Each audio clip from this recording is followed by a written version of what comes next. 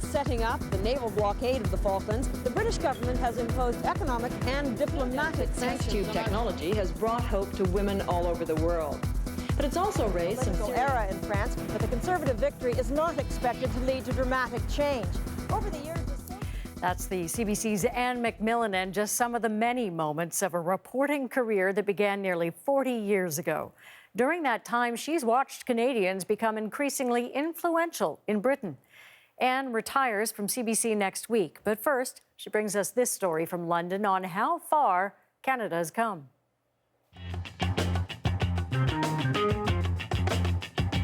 When I first moved to London in 1976, I was really shocked by how little people here knew about Canada and Canadians. I remember talking to a group about books and mentioning Alice Munro, Margaret Atwood, Robertson Davies, and getting blank stares.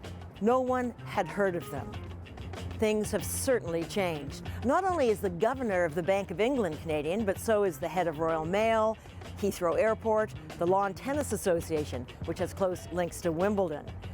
Canadians are major players in this country at the moment, and I want to find out why. It's our wall of fame. It's also really your first port of entry when you come to the magazine. So. Who better to ask than Tyler Brûlé, Canadian publisher of Monocle magazine and owner of Wink Creative, a branding company. If I had to speak of Canadians as a brand within Britain, I would say that they'd be a very silent, determined force. How would you describe Mark Carney as a brand?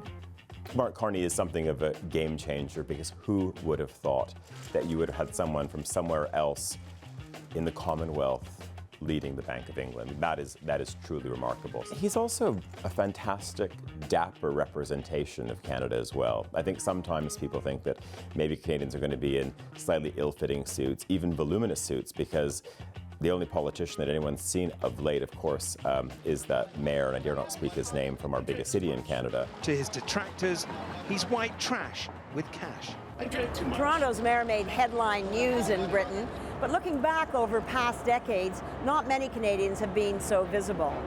I'm going to Oxford University to ask an historian just why that is.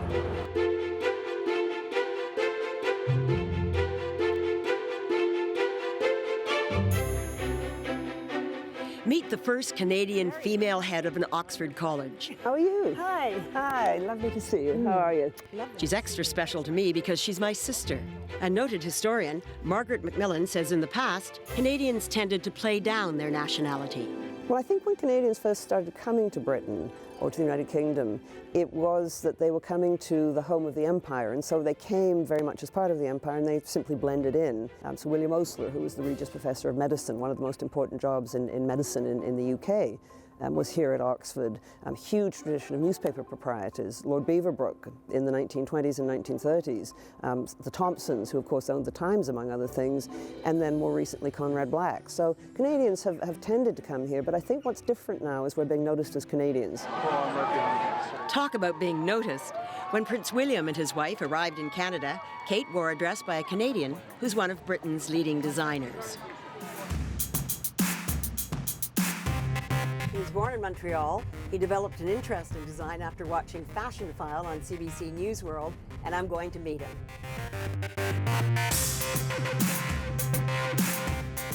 So this is our studio. This is our second floor where we do most of the pattern cutting. Erdem Moralioglu's father was Turkish, his mother English. He believes because most Canadians are immigrants, moving to a new country is not a problem. As a Canadian, you often can enter different situations with a kind of openness, an ability to adjust to different situations, to be open to things, to listen. Perhaps there's a kind of almost a rootlessness in a way. Canadian diplomats in London say there's another reason we're in demand. Hello, High Commissioner. It's all about Canada's handling of the economy, says High Commissioner Gordon Campbell. We're taking over quietly, but Canadians are here. We clearly came through the economic downturn much better than many of the GA countries did, and I think people recognize that. And when they see that, they look for the talent that helped it happen. And those talented people happen to be Canadian, which is great for all of us. We've sort of been discovered now. Before anyone knows it, they're in the top job. We might be seeing the toonie in England soon, who knows?